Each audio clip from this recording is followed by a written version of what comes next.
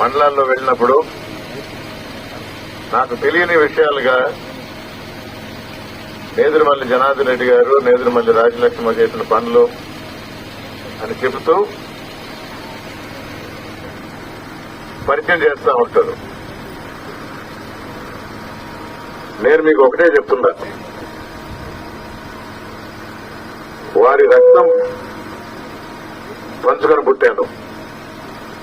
నేదురుమల్లి నమ్మకం మీకు తెలుసు, కానీ పనులు నేను చేస్తా. ఆ రోజు చేసిన పనులు, అవకాశాలు కల్పించిన తీరు, ఏ విధంగా ముందు చూపుతో పెద్దలు చేశారో ఈరోజు జగన్మోహన్ రెడ్డి గారి ఆధ్వర్యంలో ఆయనతో కలిసి 7 సంవత్సరాలుగా పార్టీలో ఇచ్చిన వివిధ బాధ్యతలు నెరవేరుస్తూ ఆయనకి దగ్గరయ్యారని చాలా మంది చెప్తుంటారు. నేను ఒకటే చెప్తా, ఇచ్చిన పని మన శక్తి మేరకు 100% పనిచేస్తే తప్పకుండా మన అధినేత దగ్గర గుర్తింపు ఉంటుంది.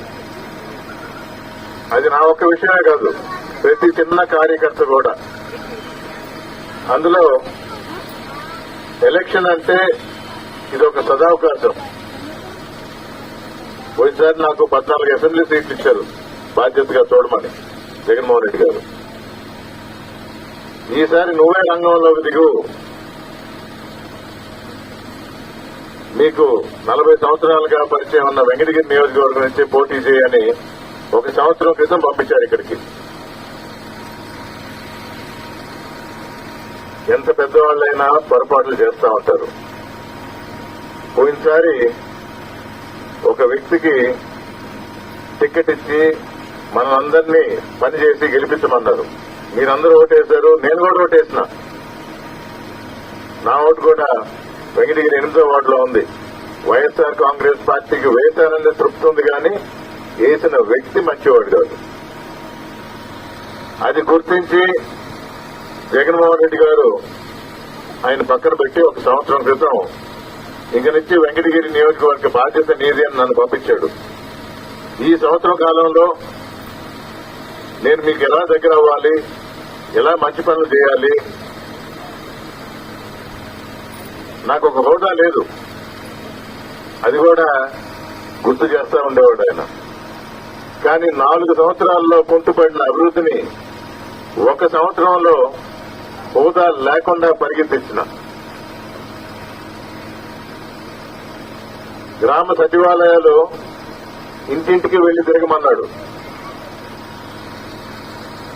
ఇది వరకు ఒక 3-4 ఇళ్లు తిరిగేది.